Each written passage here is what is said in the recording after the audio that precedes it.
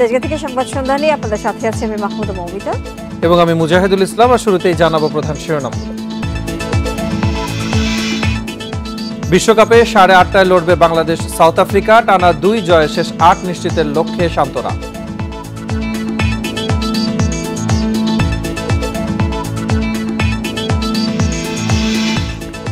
সহকর্মী হত্যাকারী কনস্টেবল কাউসার মানসিক ভারসাম্যহীন দাবি স্বজনের, নেই প্রমাণ, জানে না পুলিশ।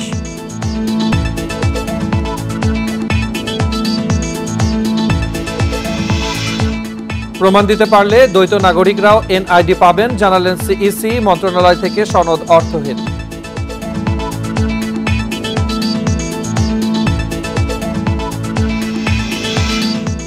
এবং ঋণের ফাঁদে পড়তে যাচ্ছে বাজেট। সংখ্যা অর্থনীতিবিদদের, ঋণ খেলাপি হওয়া বিজনেস মডেল হয়ে যাচ্ছে।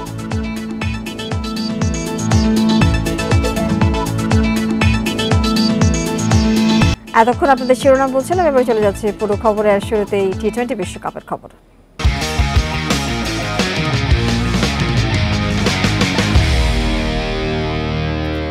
টি-20 বিশ্বকাপের দ্বিতীয় ম্যাচ খেলতে কিছুক্ষণের মধ্যে মাঠে নামছে বাংলাদেশ। প্রতিপক্ষ সাউথ আফ্রিকা। নিউ ইয়র্কের নাসাউ কাউন্টি স্টেডিয়ামে ম্যাচ শুরু রাত 8:30টায়। নিউ ইয়র্কে বিশ্রামে না থেকে গুরুত্বপূর্ণ ম্যাচের আগে অনুশীলন করেছেন শান্ত সৌম্যরা। টাইগার টপ অর্ডারের অবস্থা নাজুক, মূল পরীক্ষা ব্যাটিংয়ে।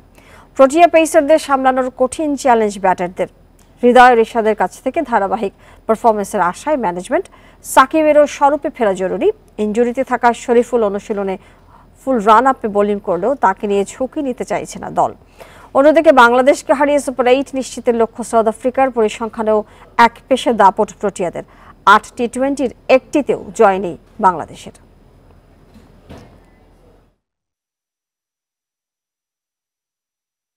শেখ হাসিনা এবং নরেন্দ্র মোদীর নেতৃত্বে বাংলাদেশ ভারত সম্পর্ক নতুন উচ্চতায় পৌঁছেছে। টানা তৃতীয় মেয়াদে ভারতের প্রধানমন্ত্রী হিসেবে শপথের পর নরেন্দ্র মোদীর সাথে একান্ত বৈঠক করেন প্রধানমন্ত্রী শেখ হাসিনা। বৈঠকে দুদেশের সম্পর্ক আরও সুদৃঢ় হওয়ার আশাবাদ ব্যক্ত করেন তারা। নরেন্দ্র মোদীর আমন্ত্রণে তার শপথ অনুষ্ঠানে যোগ দিতে শনিবার নয়াদিল্লি পৌঁছান প্রধানমন্ত্রী শেখ হাসিনা। প্রধানমন্ত্রীর সাথে তার কন্যা ও বিশ্ব স্বাস্থ্য সংস্থার দক্ষিণ পূর্ব এশিয়ার আঞ্চলিক পরিচালক সাইমা ওয়াজেদ, বেসরকারি শিল্প ও বিনিয়োগ উপদেষ্টা সালমান এফ রহমান এবং পররাষ্ট্রমন্ত্রী ড হাসান মাহমুদ সফর করছেন। প্রধানমন্ত্রী জননেত্রী শেখ হাসিনা তিনি নতুনভাবে নির্বাচিত এবং শপথ গ্রহণের পরপর তার সাথে যে বৈঠক অনুষ্ঠিত হয়েছে সেখানে ভবিষ্যতের দিনগুলোতে আমাদের দুই দেশের সম্পর্ক আরও গভীর হবে বলে আশাবাদ ব্যক্ত করেছেন।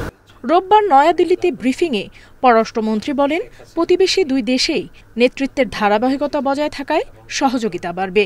বাংলাদেশ ও ভারতের মাঝে যোগাযোগ সহ বিভিন্ন ক্ষেত্রে সম্পর্কের অগ্রগতি হয়েছে।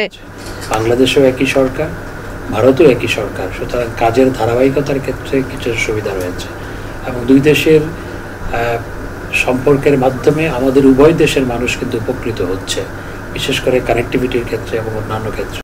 একান্ত বৈঠকে ভারতের প্রধানমন্ত্রী নরেন্দ্র মোদীকে বাংলাদেশ সফরের আমন্ত্রণ জানান শেখ হাসিনা।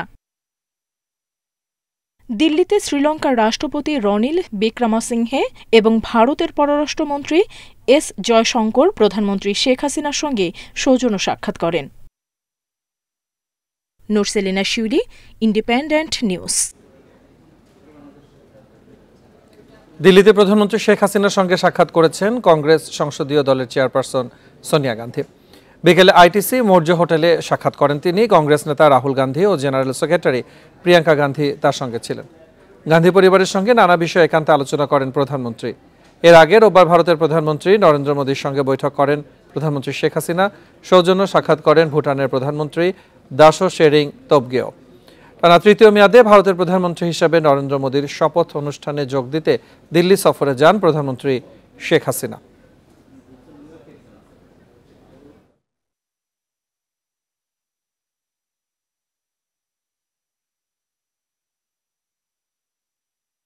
রাজধানীতে গুলি করে কনস্টেবল হত্যায় অভিযুক্ত আরেক কনস্টেবল কাউসারকে মানসিক ভারসাম্যহীন দাবি করলেও এই সংক্রান্ত চিকিৎসাপত্র বা প্রমাণ দেখাতে পারেনি পরিবার। পুলিশের কাছেও এ বিষয়ে তথ্য নেই বলছে ডিএমপি। এই হত্যাকাণ্ড তদন্তে 3 সদস্যের কমিটি করা হয়েছে। তাদের 7 দিনের মধ্যে প্রতিবেদন দিতে হবে। এদিকে আজ নেত্রকোনার আটপাড়ার বিষ্ণুপুর গ্রামে মনিরুলের দাফন সম্পন্ন হয়েছে। শনিবার রাত 12টার দিকে এভাবেই দায়িত্বরত অবস্থায় কনস্টেবল মনিরুল হককে মুহুর্মুহু গুলি করে আরেক কনস্টেবল কাউসার আলী। ডিপ্লোম্যাটিক জোনে এভাবে পুলিশের গুলিতে সহকর্মী নিহতের ঘটনায় উঠেছে নানা প্রশ্ন। ঘটনার পর কাউসারকে মানসিক ভারসাম্যহীন বলে দাবি করছে পরিবার, এমনকি মাদকাসক্ত বলেও দাবি তাদের। 2-8টা ডিউটি করতে পারবে না, ডিপার্টমেন্ট পুরা জানে। ওখানকার আরআন স্যার, সাব ইন্সপেক্টর সবাই বলছে ডিউটি দিল গুলি দিল কেন, অস্ত্র দিল কেন, এটা তো সবারই প্রশ্ন। তাকে অস্ত্র মেন্টালতে সে তো কি করতে করতে মাথা তর্ক বিতর্ক করতে করতে গুলি ছাড়িয়ে দিবে। এসব বিষয়ে কোনো তথ্য ছিল না ডিএমপির কাছে, তবে ব্যক্তিগত কিছু বিষয়ে বিষণ্ণতার কথা রিমান্ডে জানিয়েছেন কাউসার। বাকি সব প্রশ্নের উত্তর তদন্তেই বেরিয়ে আসবে। মানসিক শারীরিক দুটো ক্ষেত্রেই কিন্তু সেটি পরীক্ষা করা হয়, এটি রিপোর্টেড ছিল না, যে কারণে পাশাপাশি সে ডিউটি স্বাভাবিকভাবে করত, যে কারণে পুলিশের কাছে কিন্তু কোনো প্রশ্ন আসেনি। তো তার পরিবারের পক্ষ থেকে এখন যে কথাটি বলছে সেটি যদি কোনোভাবে আমাদেরকে জানাতো বা আমাদের নোটিশে আসতো, অথবা তার যে ডিউটি করা বা চাকরি করার যে প্যাটার্ন সেটির মধ্যে যদি আমাদের সেটি পরিলক্ষিত হতো, নিশ্চয়ই আমরা সেটির ব্যবস্থা নিতাম। আইন শৃঙ্খলার দায়িত্বে থাকা একজন পুলিশ সদস্য মানসিকভাবে সম্পূর্ণ সুস্থ না হলে গুরুত্বপূর্ণ এই দায়িত্ব কিভাবে পালন করে আসছিলেন, এই প্রশ্ন নানা মহলে। সদর দপ্তরে বিষয়টি জানানো হয়েছিল কিনা তারও খোঁজ নেওয়ার তাগিদ দিচ্ছেন সাবেক কর্মকর্তারা। কর্তৃপক্ষে গিয়া অথবা তার বেড়াকে যদি কারোর সাথে মিসবিহেভ করে, খারাপ ব্যবহার করে, উগ্র আচরণ করে, এই ধরনের যদি কোনো ইনসিডেন্ট থাকতো, তারপর যদি তাকে ডিউটি দিয়ে থাকে, তখন কর্তৃপক্ষের দায়িত্ব আসে। অভিযুক্ত পুলিশ সদস্য কাউসার আলী 2005 সালের 15 ডিসেম্বর পুলিশে যোগদান করেন। প্রায় 2 বছর ধরে কাজ করছিলেন গুলশানের ডিপ্লোম্যাটিক জোনে। Khaled Raihan, independent news, Dhaka. গুলিতে পুলিশের এক সদস্যের হাতে আরেক সদস্যের নিহত হওয়ার ঘটনা অত্যন্ত দুঃখজনক এবং অনাকাঙ্ক্ষিত বলে মন্তব্য করেছেন স্বরাষ্ট্রমন্ত্রী আসাদুজ্জামান খান। এক্ষেত্রে কারো গাফিলতি ছিল কিনা তা দেখা হবে বলে জানান তিনি। আরেক প্রশ্নের জবাবে মন্ত্রী বলেন, আজিম হত্যাকাণ্ড ভারতে হয়েছে, সে দেশেই বিচার করবে। সোমবার দুপুরে সচিবালয়ে সাংবাদিকদের এই কথা বলেন তিনি। শনিবার মধ্যরাতে রাজধানীর বাড়িধারা কূটনীতিক এলাকায় ফিলিস্তিন দূতাবাসের সামনে মনিরুল ইসলাম নামে পুলিশের এক কনস্টেবলকে গুলি করে হত্যা করেন আরেক কনস্টেবল কাউসার আহমেদ। সোমবার সচিবালয়ে স্বরাষ্ট্রমন্ত্রীর কাছে জানতে চাইলে তিনি জানান, কূটনীতিক এলাকা পুলিশ কনস্টেবল নিহত হওয়ার ঘটনায় নিজেদের কোনো গাফলতি ছিল কিনা তা খতিয়ে দেখা হবে। ঘটনা কি, এই ঘটনা যদি ইচ্ছাকৃত করে থাকে কিংবা অনিচ্ছিত করে থাকে কিংবা কেন ঘটেছে, এগুলো সবই আমরা দেখব। কোনো জায়গায় আমাদের গাফিলতি ছিল কিনা সেটাও আমরা দেখব। আনোয়ারুল আজিম হত্যা প্রসঙ্গে স্বরাষ্ট্রমন্ত্রী বলেন, হত্যাকাণ্ডে যে দেশে হয়েছে সে দেশের আইন অনুযায়ী সেখানে বিচার হবে। ঘটনাটা ঘটেছে ইন্ডিয়ায়, কাজে এটাকে ইন্ডিয়ার ভারত সরকারের দায়িত্ব। এখন সেটা ভারত সরকার এই হত্যাকাণ্ডের সব ধরনের প্রচেষ্টা নিচ্ছেন, তদন্ত সবকিছু করছেন। আজিম হত্যার মূল আসামি মার্কিন যুক্তরাষ্ট্রে রয়েছে। যুক্তরাষ্ট্রের সঙ্গে আমাদের বন্দি বিনিময় চুক্তি না থাকলেও ভারতের রয়েছে বলে জানান মন্ত্রী। Hasif Mahmud Shah, independent news, Dhaka. বাংলাদেশের প্রতিরক্ষা ও সামরিক সক্ষমতা বাড়াতে সহায়তা দেবে ইউরোপীয় ইউনিয়ন।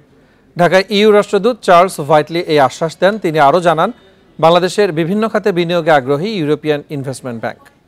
দুপুরে জাতীয় প্রেস ক্লাবে ডি ক্যাবের টকশোতে তিনি এসব কথা বলেন। চার্লস ভাইটলি আরও বলেন, প্রযুক্তিগত উন্নয়নে গ্লোবাল গেটওয়ে প্ল্যাটফর্মে বাংলাদেশকে যুক্ত হওয়ার প্রস্তাব দেওয়া হয়েছে। আন্তর্জাতিক কোনো প্ল্যাটফর্মে যোগ দেওয়ার সিদ্ধান্ত ঢাকাকেই নিতে হবে। বাংলাদেশ নিয়ে সন্তুষ্ট হয়ে আইএমএফ সহায়তা দিয়ে যাচ্ছে বলে দাবি করেন ইইউ রাষ্ট্রদূত। বাংলাদেশ ঋণ পরিশোধে ব্যর্থ না হওয়ায় ইউরোপিয়ান ইনভেস্টমেন্ট ব্যাংক বিনিয়োগ করতে চায়।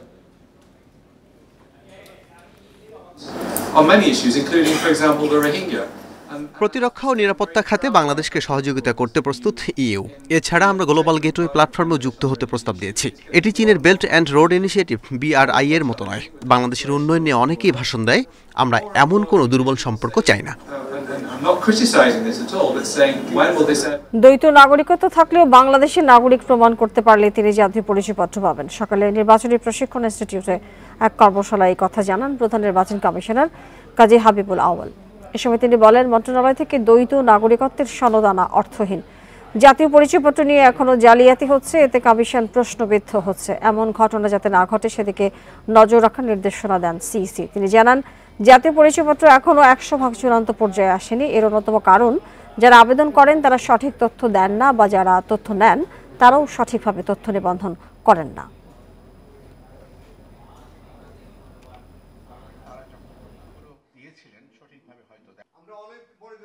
দ্বৈত নাগরিকত্ব বা 3টা নাগরিকত্ব বা 10টা নাগরিকত্ব, যতটা নাগরিকত্বই থাকুক না কেন, উনি যদি বাংলাদেশের নাগরিক হন তাহলে উনি এনআইডি পাবেন। দ্বৈত নাগরিকত্বের অজুহাতে তাকে এনআইডি দেওয়া যাবে না, সেখানে বলা হয়েছিল তাহলে ইহা থেকে সার্টিফিকেট নিতে হবে। সার্টিফিকেটটা অর্থহীন। সৎভাবে দায়িত্ব পালন করা নির্বাচন কমিশনের ওপরে জনগণের আস্থা বেড়েছে বলে দাবি সিইসি কাজী হাবিবুল আওয়ালের। বলেন, রাজনৈতিক পরিবেশ ভালো হলে নির্বাচনে আগ্রহ বাড়বে। এ লক্ষ্যে কিছু মৌলিক বিষয়ে রাজনৈতিক দলগুলোর একমত হওয়া উচিত বলে মনে করেন তিনি। সোমবার বিকেলে নির্বাচন ভবনে এক অনুষ্ঠানে সিইসি এসব কথা বলেন। 495 উপজেলার মধ্যে 469টিতে নির্বাচন করল কমিশন। সব মিলিয়ে ভোট পড়েছে 36%। উপজেলাসহ সব নির্বাচন এবং রাজনৈতিক পরিস্থিতি নিয়ে সাংবাদিকদের মুখোমুখি হন CEC. Reporters forum for election and democracy এই অনুষ্ঠানের আয়োজন করে। এ সময় তার আমলে নির্বাচন নিয়ে স্বস্তি জানান সিইসি। নির্বাচন কমিশন রাতের আধারে কোথায় কোথায় গিয়ে গিয়ে টাকা গ্রহণ করেছে, আমরা পকেট ভর্তি করেছি, তাহলে তো মানুষের আস্থা থাকবে না। এগুলো দেখান যে নির্বাচন কমিশনারের অ্যাকাউন্টে কোটি কোটি টাকা জমা হয়েছে। তবে আমি বিশ্বাস করি আমরা যে নির্বাচনগুলো করেছি এতে জনগণের মধ্যে আস্থা অতীতের চেয়ে এই সীমিত পরিসরে বৃদ্ধি পেয়েছে। তবে সার্বিক নির্বাচন ব্যবস্থায় আরও সংস্কার প্রয়োজন বলে মনে করেন তিনি। রাজনৈতিক বিরোধ মেটাতে সংলাপের তাগিদ দেন সিইসি। নির্বাচনটাকে যদি অবাধ নিরপেক্ষ করতে হয়, গ্রহণযোগ্য করতে হয়, ইনক্লুসিভ করতে হয়, তাহলে আমার মনে হয় এখনও রাজনৈতিক দলগুলোর মধ্যে সংলাপ, সৌহার্দ্য এবং সমঝোতার প্রয়োজন রয়েছে। কিন্তু 2.5 বছর নয়, 5 মাস চলে যাওয়ার পরও কিন্তু আমরা সেই লক্ষ্যে কোনো উদ্যোগ এখনও দেখতে পাচ্ছি না। গণতন্ত্রকে এগিয়ে নিতে ইভিএমের গুরুত্ব তুলে ধরেন তিনি। আমাদের যে ইভিএম মেশিনটা যেমন 3টা বোতাম আছে, এটাকে যদি আমরা একটা বোতামে নিয়ে আসতে পারি, এবং যদি যেটা ব্যালট ইউনিট, যিনি ভোটার তার ফিঙ্গার ছাড়া অন্য ফিঙ্গার টিপলেও 1000 বার টিপলেও কাজ হবে না, এই ধরনের যদি কিছু উদ্ভাবন, যদি ইমপ্রুভমেন্ট সম্ভব হয়, তাহলে ইভিএমটা কিন্তু ডেমোক্রেসিকে এগিয়ে নিতে অনেক বেশি সহায়ক হবে। সুষ্ঠু নির্বাচনের জন্য সরকার সহযোগিতা করছে বলেও জানান প্রধান নির্বাচন কমিশনার। সরকারের অধীনে আমি দায়িত্ব পালন করছি। Mahmudul Hasan, independent news, Dhaka. অর্থনীতিবিদ ওয়াহিদ উদ্দিন আম মাহমুদ বলেছেন, বাজেট ঋণের ফাঁদে পড়তে যাচ্ছে বলে অশনি সংকেত দেখা যাচ্ছে। তার মতে ক্রমেই নৈতিকতাহীন হচ্ছে অর্থনীতি। দুপুরে রাজধানীর একটি হোটেলে সংবাদপত্র মালিক সমিতি নোয়াব এবং সম্পাদক পরিষদ আয়োজিত বাজেট আলোচনায় এসব কথা বলেন তিনি। অনুষ্ঠানে সাবেক গভর্নর সালেউদ্দিন আহমেদ বলেন, ঋণ খেলাপি হওয়া বিজনেস মডেলে পরিণত হয়েছে। প্রস্তাবিত বাজেটে ঘাটতি পূরণে দেশি বিদেশি উৎস থেকে 2.5 লাখ কোটি টাকার বেশি ঋণ নেয়ার লক্ষ্য নির্ধারণ করেছেন অর্থমন্ত্রী। অন্যদিকে চলমান ঋণ পরিশোধে বরাদ্দ রাখা হয়েছে 1,13,000 কোটি টাকা। অর্থাৎ নতুন ঋণের প্রায় অর্ধেকই খরচ হবে পুরনো ঋণের সুদ পরিশোধে। সুদ পরিশোধ ব্যয় ও নতুন নতুন ঋণের প্রবণতা বড় ক্ষতির কারণ হতে পারে বলে সতর্ক করেছেন অর্থনীতিবিদরা। ওয়াহিদ উদ্দিন মাহমুদ বলেন, নিয়ন্ত্রক সংস্থার দুর্বলতায় অবাধে কালো টাকা তৈরি ও পুঁজি পাচার হচ্ছে। নৈতিকতাহীন হচ্ছে অর্থনীতি, যা স্মার্ট বাংলাদেশের সঙ্গে সাংঘর্ষিক বলেও মন্তব্য করেন তিনি। ক্ষমতার রাজনীতি যেমনই হোক, কিছু কিছু ক্ষেত্রে ছাড় দিতে হয়। কিছু কিছু ক্ষেত্রে রাজনীতিকরণ থেকে এবং অন্যায় প্রভাব বলা থেকে, প্রভাব ক্ষমতাসীনদের আওতা থেকে মুক্ত করে শুধু অর্থনৈতিক বিবেচনায় নির্মোহভাবে নীতি নির্ধারণ করতে হয়। তা না হলে কিন্তু উন্নয়ন টেকসই হবে না। অর্থনীতিবিদ হোসেন জিল্লুর রহমান বলেন, বাজেটে দাতা সংস্থা IMF, অলিগার্ক শ্রেণী ও আমলাতন্ত্রের চাহিদা প্রতিফলিত হয়েছে। উপেক্ষিত হয়েছে সৎ উদ্যোক্তা ও সাধারণ মানুষের আকাঙ্ক্ষা। ঔপনিবেশিক মানসিকতার পর্যায়ে উপনীত হয়েছে আমাদের আমলাতন্ত্র। জনগণ থেকে যে দূরত্ব, সেটা ঔপনিবেশিক আমলের পর্যায়ে হয়ে গেছে মন মানসিকতার দৃষ্টিকোণ থেকে। অর্থনৈতিক প্রশাসনিক সংস্কার অত্যন্ত গুরুত্বপূর্ণ banking commission and revenue related একটা দরকার। এখন তো হলো একটা মডেল হয়ে গেছে, বিজনেস মডেল হলো খেলাপি ঋণ মডেল। ঋণ নেবেন, খেলাপি করবেন, বাস। অর্থনীতিতে ভারসাম্য ফেরাতে সরকারি ব্যয় কমিয়ে আনা, বিদ্যুৎ খাতে শৃঙ্খলা ফেরানো ও ব্যাংক খাত সংস্কারের তাগিদ দেন অর্থনীতিবিদ আহসান এইচ মনসুর। তার মতে রাজস্ব আদায়ের ব্যর্থতা বড় সংকট তৈরি করেছে। Ruhul Amin, independent news, Dhaka. সিলেটে টিলা ধসে চাপা পড়া স্বামী স্ত্রী ও সন্তানের মরদেহ উদ্ধার করা হয়েছে। বৃষ্টিতে রাস্তা পিচ্ছিলের পাশাপাশি সরু সড়কের কারণে উদ্ধার তৎপরতায় দেরি হয়েছে বলে জানায় উদ্ধারকারীরা। এদিকে টিলার নিচে ঝুঁকিপূর্ণ বসতি উচ্ছেদে দ্রুত কাজ শুরু হবে বলে জানান সিটি মেয়র। দুদিন ধরে ভারী বৃষ্টি হয় সিলেট অঞ্চলে। সোমবার সকাল 7:30টার দিকে হঠাৎ নগরের চামেলিবাগে আধা পাকা একটি ঘরের ওপর ধসে পড়ে লাগোয়া একটি টিলা। আটকা পড়েন 3 পরিবারের 8 জন। বৃষ্টি হওয়ার সকাল 7 ঘটিকার সময় আসমানে যে সময় ডাক দেওয়ার সাথে সাথে এই টিল্লাটা চলে আসছে তাদের ঘরে। হঠাৎ মানে একটা শব্দ শোনা গেছে। শব্দ শোনার মাঝে 4টা ফ্যামিলি আসলো। তারা 4টা ফ্যামিলির মাঝে কেউ মানে হজাক, কেউ মানে ঘুমো। অলরেডি 4টা ফ্যামিলির মাঝে 3টা ফ্যামিলি কিন্তু তারা বারোই গেছে। বারোইতে মানে টিল্লা একবারে রুমের ভিতরে আমায় গেছে। খবর পেয়ে ঘটনাস্থলে পৌঁছে উদ্ধার কাজ শুরু করে ফায়ার সার্ভিস। একে একে উদ্ধার হয় 5 জন। তবে খোঁজ মিলছিল না করিমউদ্দিন, তার স্ত্রী শাম্মী আক্তার ও তাদের 2 বছরের ছেলে তানজিমের। পরে উদ্ধার কাজে যোগ দেয় সেনাবাহিনীও। প্রায় 7 ঘন্টা পর উদ্ধার হয় 3 জনের মরদেহ। রাস্তাটা খুব ন্যারো, এখানে আমাদের প্ল্যানগুলো আনতে পারেনি। তো যাই হোক, আমরা সেনাবাহিনী, ফায়ার সার্ভিস, অসামরিক প্রশাসন, পুলিশ বাহিনী সবাই মিলে একসাথে আমরা উদ্ধার তৎপরতা চালিয়েছি। মর্মান্তিক ঘটনায় নড়েচড়ে বসেছে সিটি কর্পোরেশনও। দ্রুত ঝুঁকিপূর্ণ বসতি সরিয়ে নেওয়ার পাশাপাশি যারা অবৈধভাবে টিলা কাটছে তাদের বিরুদ্ধে ব্যবস্থা নেওয়ার কথা জানান সিটি মেয়র। জেলা প্রশাসক, সিটি কর্পোরেশন এবং পরিবেশ সহ আমরা পুলিশ সহ আমরা একটা মিটিং করব, করে আমরা অবশ্যই এটা একটা গুরুত্বপূর্ণ বিষয় আমি মনে করি মানুষগুলোকে সরিয়ে নেওয়া উচিত। এই ঘটনায় আহত 4 জন ওসমানী মেডিকেলে চিকিৎসাধীন। Independent news. এই ছিল এখনকার সংবাদ। আরো বিস্তারিত জানতে চোখ রাখুন ফেসবুক, ইউটিউব এবং এক্সে। ধন্যবাদ সবাইকে সাথে থাকার জন্য।